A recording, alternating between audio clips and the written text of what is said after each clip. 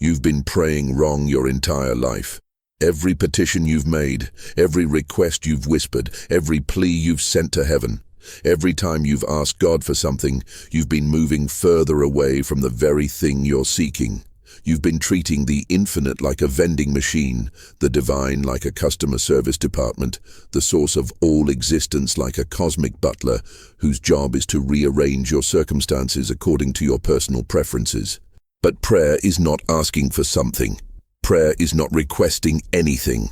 Prayer is not about getting God to do something for you.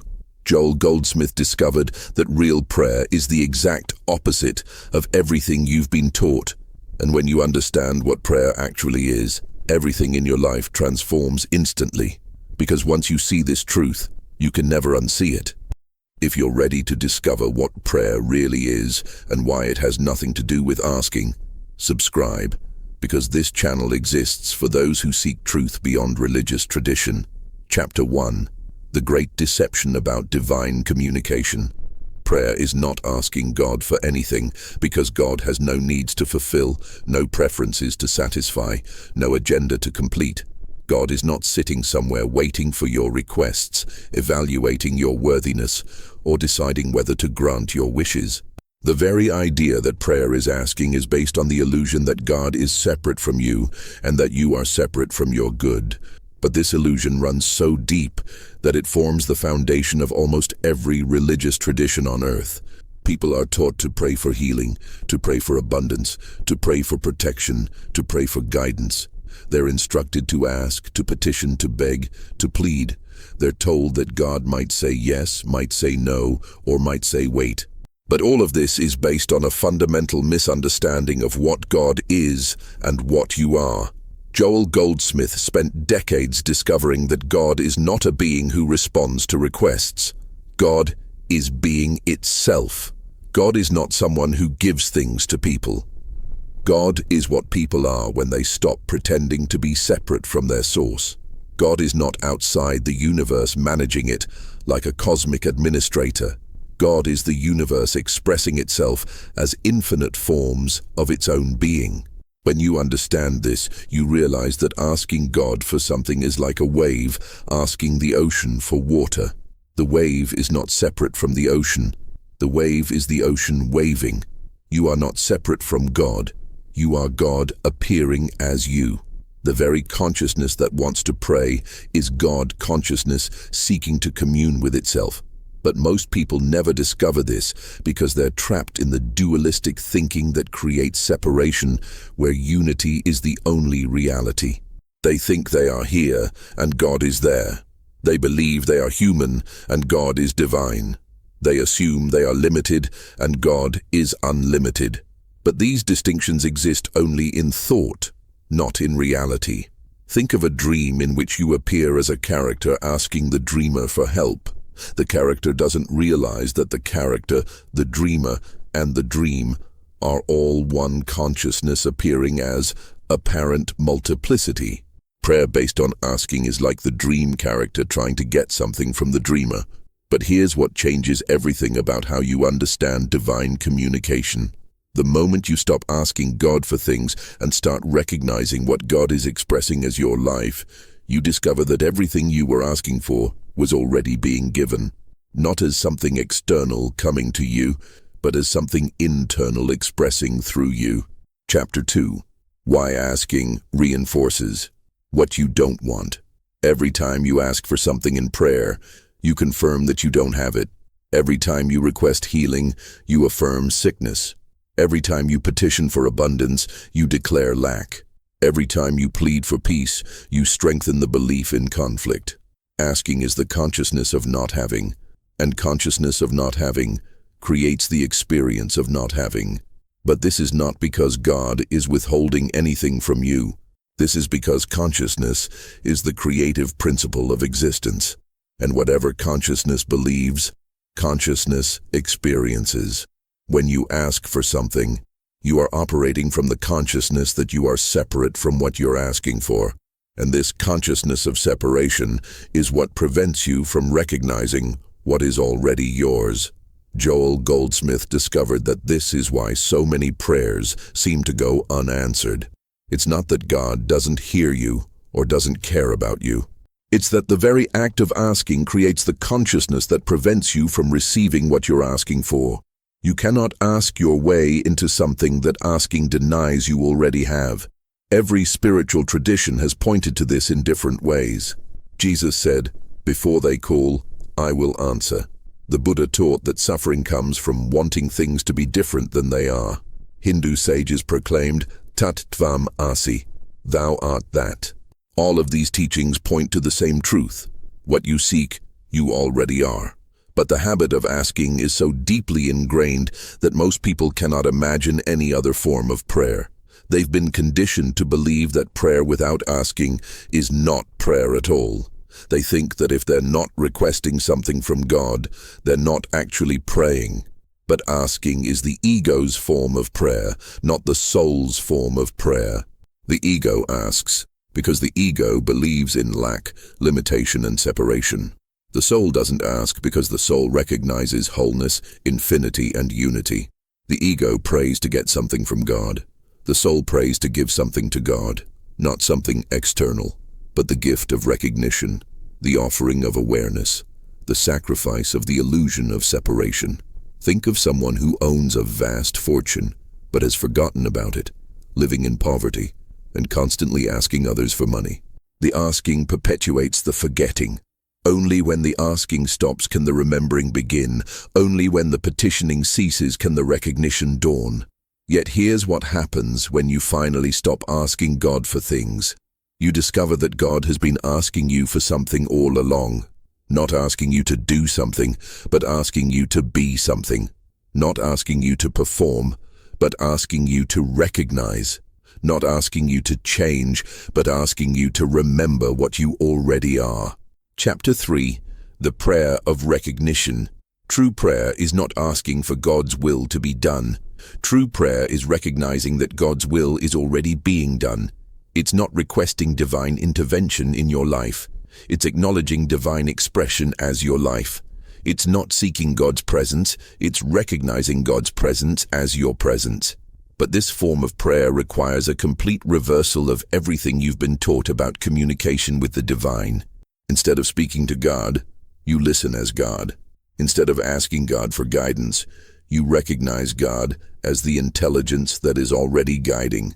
Instead of requesting God's love, you express God's love as your nature. This prayer of recognition doesn't try to change anything, because it sees that everything is already perfect in divine consciousness.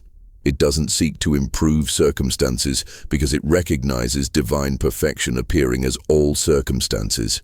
It doesn't attempt to fix problems because it sees through problems to the wholeness that was never actually broken. Joel Goldsmith taught that this form of prayer is not about getting into the right mental state or achieving some kind of spiritual consciousness. This form of prayer is about recognizing the consciousness that you already are when you stop pretending to be the consciousness that you are not. But practicing this prayer threatens everything the ego believes about getting things from God. The ego wants to use prayer as a technique for achieving personal desires. The ego wants to manipulate divine power for personal purposes. The ego wants to be the one who gets something from someone else, even if that someone else is God. The prayer of recognition dissolves the ego because it reveals that there is no separate self to get anything and no separate God to give anything. There is only one consciousness expressing itself as the apparent relationship between the prayer and the prayed to. There is only divine being appearing as the illusion of someone praying to someone else. Think of a song recognizing that it is music itself, not something separate from music, asking music for help. The recognition doesn't change the song. The recognition reveals what the song always was. The prayer of recognition operates exactly like this in consciousness. Here's what this prayer of recognition actually does in your practical experience. Every moment becomes a recognition of divine perfection expressing itself as your experience. Every challenge becomes an opportunity to see God appearing as what seems like a problem. Every relationship becomes a chance to recognize God communing with itself through apparent others. Chapter 4. the silence that speaks louder than words. The highest form of prayer is wordless prayer. It's the prayer that doesn't use language because it recognizes that divine communication transcends all human language. It's the prayer that doesn't think thoughts because it operates from the consciousness that is prior to all thinking. It's the prayer that doesn't speak because it listens to the silence that speaks all words. But most people are uncomfortable with silent prayer because they mistake silence for emptiness and emptiness for nothingness. They feel like they're not really praying unless they're saying something, asking for something, or thinking about something. They don't understand that silence is not the absence of communication. Silence is the highest form of communication possible. Joel Goldsmith discovered that in the silence of wordless prayer, there is perfect communion between human consciousness and divine consciousness. Not because they are connecting with each other, but because they are recognizing themselves as one consciousness appearing as the illusion of two. In this silence, there is no one praying and no one being prayed to. There is only prayer itself happening, with no one doing it. There is only communion itself occurring with no one participating in it. There is only love itself expressing with no one loving and no one being loved. But reaching this silence requires dying to the need to say something, to ask for something, to think about something. It requires surrendering the belief that communication with God must happen through human language or human concepts.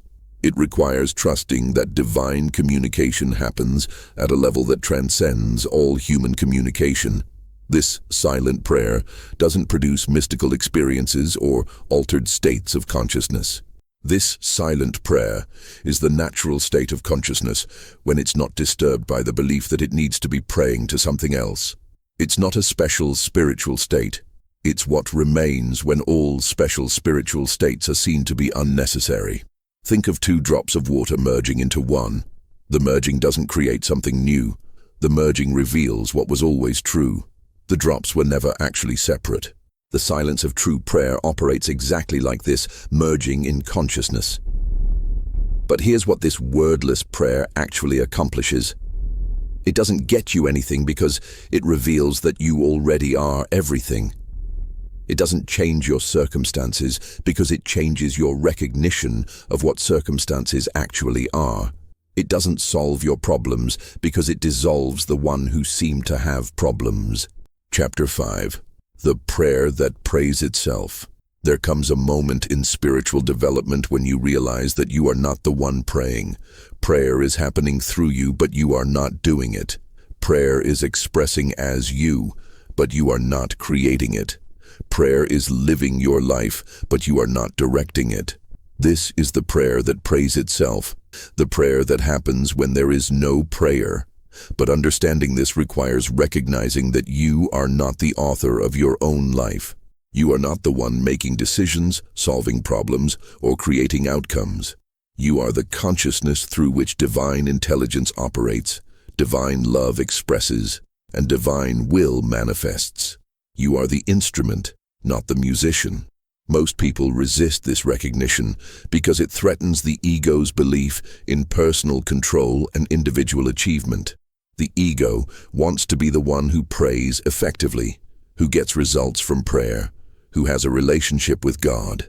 But the prayer that prays itself reveals that there is no separate ego to have a relationship with anything.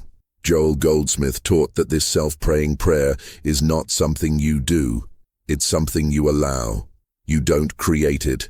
You stop preventing it. You don't practice it. You stop practicing everything that blocks it. You don't achieve it.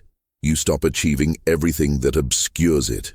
When this prayer is operating, your entire life becomes a prayer.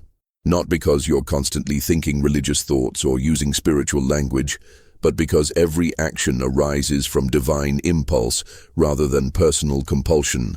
Every word comes from divine inspiration rather than human calculation. Every response flows from divine love rather than human reaction. If these words are awakening something in the depths of your being that you've always known but never recognized, subscribe. Not for more techniques about prayer, but for continued recognition of the prayer that you are. But allowing this prayer requires complete surrender of the personal will that thinks it knows how to pray and what to pray for. It requires releasing the spiritual agenda that wants to use prayer to achieve personal goals. It requires trusting the divine intelligence that knows what needs to happen without being told by human thinking. Think of a river that doesn't try to flow but simply flows, because flowing is its nature. The river doesn't decide where to go. The river follows the natural course that gravity and landscape provide. The prayer that prays itself operates exactly like this natural flowing in consciousness. Here's what your life becomes when this self-praying prayer takes over. Every moment becomes responsive to divine guidance rather than driven by personal agenda. Every decision becomes obvious because it arises from divine intelligence rather than human confusion. Every action becomes effortless because it flows from divine will rather than personal effort. Chapter 6. The answer that exists before the question. In divine consciousness, every answer exists before any question is asked. Every solution exists before any problem appears. Every supply exists before any demand arises. This is because divine consciousness is complete, whole and perfect, lacking nothing, needing nothing, seeking nothing. But human consciousness operates from the belief in incompleteness, brokenness, and imperfection. It sees problems that need solving, questions that need answering, needs that require fulfilling. It prays for things to change, for conditions to improve, for circumstances to be different than they are. Joel Goldsmith discovered that real prayer is not about asking questions and waiting for answers. Real prayer is about recognizing that the answer already exists in divine consciousness and allowing that answer to reveal itself as your experience. It's not about creating solutions. It's about uncovering the solutions that already exist. This is why Jesus could say, "Before they call, I will answer." Not because God has supernatural powers of prediction, but because in divine consciousness, the call and the answer are simultaneous. The need and the supply are one. The question and the response are unified. There is no gap between asking and receiving because there is no separation between the asker and the giver. But recognizing this requires shifting from time consciousness to eternity consciousness. Time consciousness sees past, present, and future as separate moments connected by cause and effect. Eternity consciousness sees everything happening in the eternal now, where all possibilities exist simultaneously. When you pray from eternity consciousness, you don't ask for future supply. You recognize present abundance. You don't request future healing. You acknowledge present wholeness.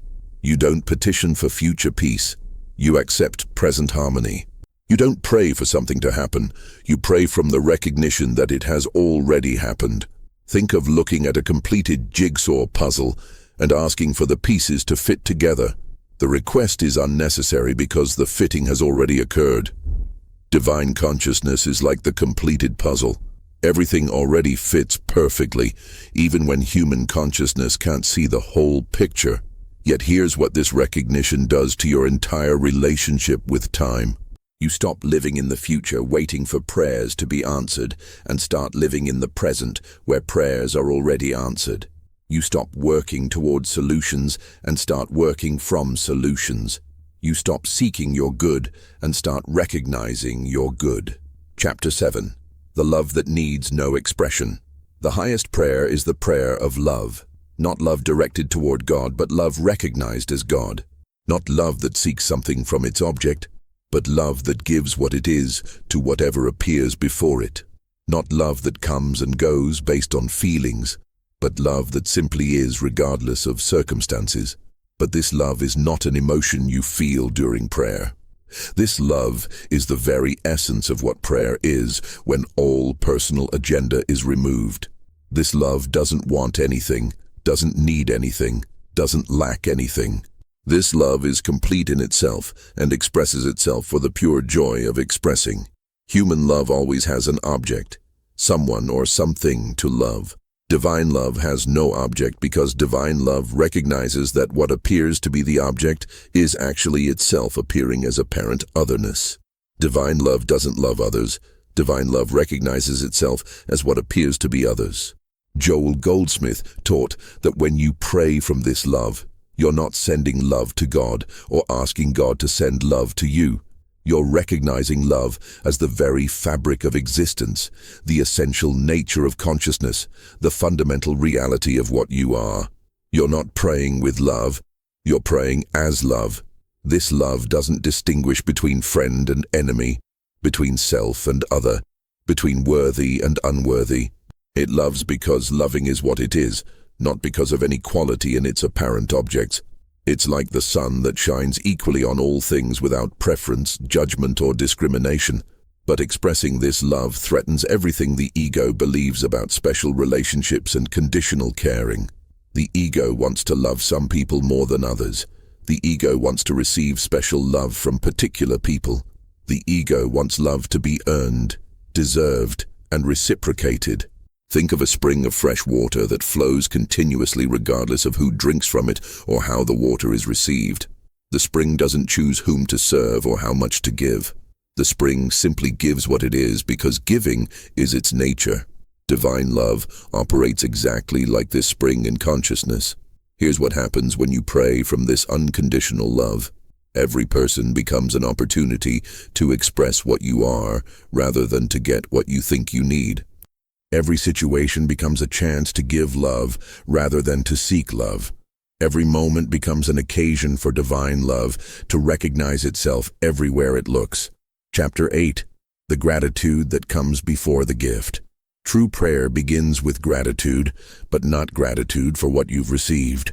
True prayer begins with gratitude for what you are, gratitude for what is, gratitude for the very existence of existence itself. It's not thankfulness for getting something, it's thankfulness for being something. But most people approach gratitude backward. They're grateful when good things happen, and ungrateful when difficult things happen. They give thanks for pleasant circumstances and complain about unpleasant circumstances. They think gratitude is appropriate only when they like what they're experiencing. Goldsmith discovered that divine gratitude is gratitude that doesn't depend on circumstances because it's not grateful for circumstances. Divine gratitude is grateful for the consciousness that experiences all circumstances. It's grateful for the awareness that witnesses all experiences. It's grateful for the being that appears as all beings. This gratitude doesn't wait for something good to happen before expressing itself. This gratitude recognizes that existence itself is the good that has already happened. This gratitude doesn't need reasons to be grateful because it's grateful for the unreasonable gift of being conscious at all. When you pray from this causeless gratitude, you're not thanking God for giving you things. You're thanking God for being God, for existing as existence, for expressing as expression. You're grateful not for what God does, but for what God is. You're thankful not for divine actions, but for divine being. But this gratitude requires dying to the ego's version of thankfulness that always wants something in return for being grateful. The ego thinks gratitude is a technique for getting more of what it wants. The ego believes that if it's sufficiently grateful, God will reward it with more blessings. Think of being grateful for music itself, not for any particular song. The gratitude doesn't depend on whether the music is happy or sad, loud or soft, familiar or strange. The gratitude is for the very existence of music as a possibility. Divine gratitude operates exactly like this in consciousness. Yet here's what this unconditional gratitude actually creates in your experience. You stop waiting for reasons to be grateful and start being grateful as your natural state. You stop thanking God for giving you things and start thanking God for being the source of all things. You stop being grateful for what you have and start being grateful for what you are. Chapter 9. The surrender that is victory. The deepest prayer is the prayer of complete surrender. Not surrender to God as a separate being, but surrender of the illusion that you are separate from God. It's not giving up your will to divine will, but recognizing that your deepest will and divine will are identical. It's not losing yourself in God, but finding yourself as God. But most people resist surrender because they think it means becoming passive, powerless, or controlled by an external force. They don't understand that surrender to divine will is surrender to their own deepest nature. They're not giving up their power. They're discovering the source of all power. True surrender in prayer is not about asking God to take over your life. True surrender is about recognizing that God has always been living your life, and you have been taking credit for what God has been doing. It's not about letting God drive. It's about recognizing that God has always been driving while you've been thinking you were the driver. Goldsmith taught that this surrender is not submission to an external authority, but recognition of the authority that you are. You're not surrendering to someone else's will. You're surrendering the illusion that you are separate from divine will. You're not giving up your power. You're claiming the power that you actually are. When you surrender completely in prayer, you don't lose your individuality. You discover what true individuality actually is. You don't become less yourself. You become more yourself than you've ever been. You don't disappear. You appear as what you've always been beneath the costume of human personality. But this surrender happens in stages. First, you surrender your problems to divine intelligence and discover that divine intelligence doesn't solve problems.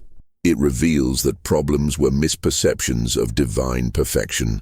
Then you surrender your desires and discover that divine will fulfills you more completely than any personal desire ever could. Think of a river surrendering to gravity and finding its way to the ocean. The river doesn't lose its identity by flowing downhill.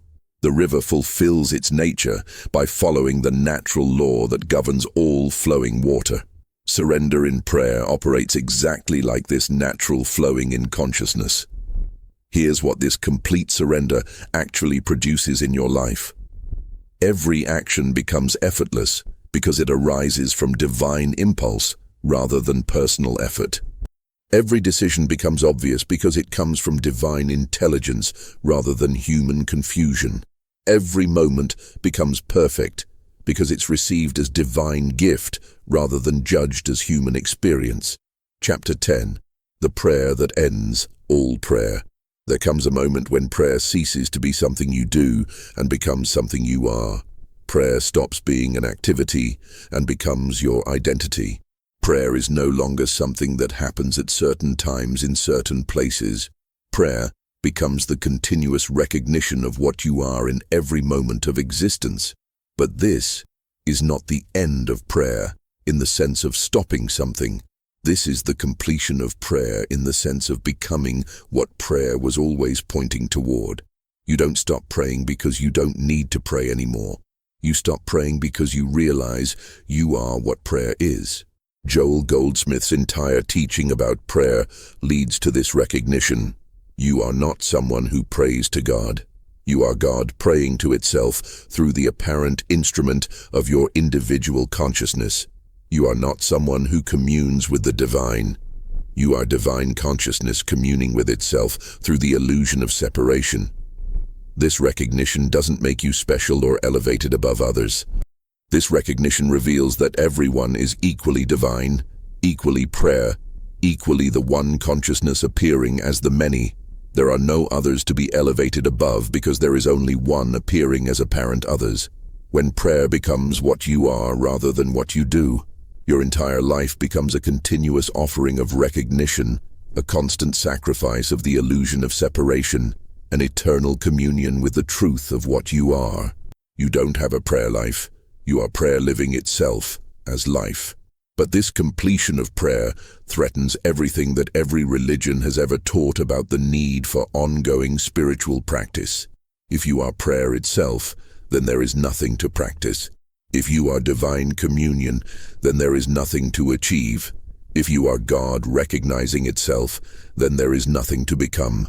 The world will continue to teach you that you need to pray more, pray better, pray differently.